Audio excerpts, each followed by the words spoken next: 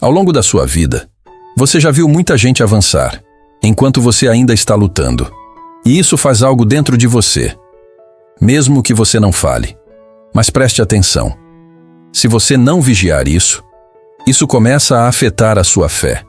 E se aquilo que você está sentindo quando vê a vida dos outros não for tão inocente quanto parece, existe uma pergunta que, se você não encarar, vai esfriar a sua fé. E isso já pode estar acontecendo, mesmo que você não perceba.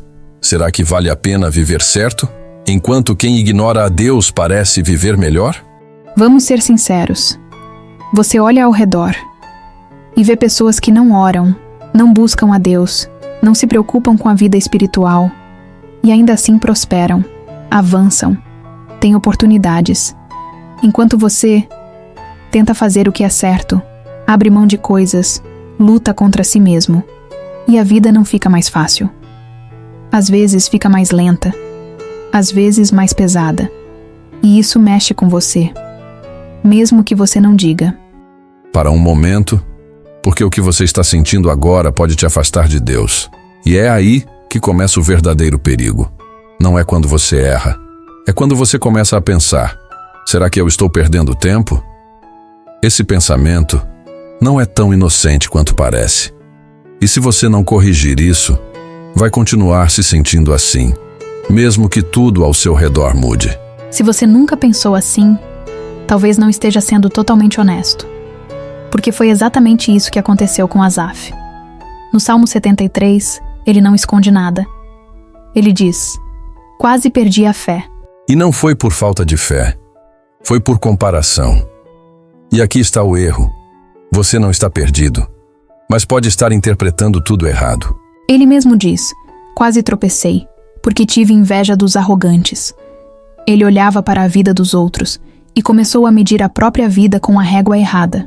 E é isso que destrói a fé em silêncio. A comparação distorce a realidade. Quando você se compara, não perde só a paz. Você começa a desconfiar de Deus. A comparação não só distrai, ela reprograma o seu coração contra Deus. E aqui está o mais perigoso. Você pode estar perdendo a fé, não porque Deus falhou, mas porque você passou a olhar demais para a vida dos outros e deixou de olhar para Deus. Você pode continuar acreditando e ainda assim estar interpretando Deus a partir da comparação. Ela mostra o resultado, mas esconde a verdade. E aqui está o ponto. Quanto mais você olha, mais você se afasta. Sua fé enfraquece, sua gratidão desaparece, e Deus começa a parecer distante. E é aqui que mora o perigo.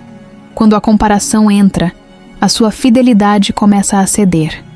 Começa pequeno, uma decisão, uma concessão. Até que um dia, você já não é mais o mesmo, e nem percebeu quando isso começou. E quando percebe, já está distante. E isso deveria te preocupar. E então você acha que o problema é Deus, mas não é. É a forma como você está olhando. Foi isso que mudou em Asaf. Ele escreveu: até que entrei no santuário de Deus e entendi o fim deles. E o mais impressionante é que Deus nunca tinha saído do lugar. Quem estava olhando errado era ele. Preste atenção. Ele não disse: até que minha vida melhorou. Ele disse: até que eu entrei. Ele se reposicionou. E naquele momento, passou a enxergar diferente. E é isso que muda tudo, não foi fora, foi dentro.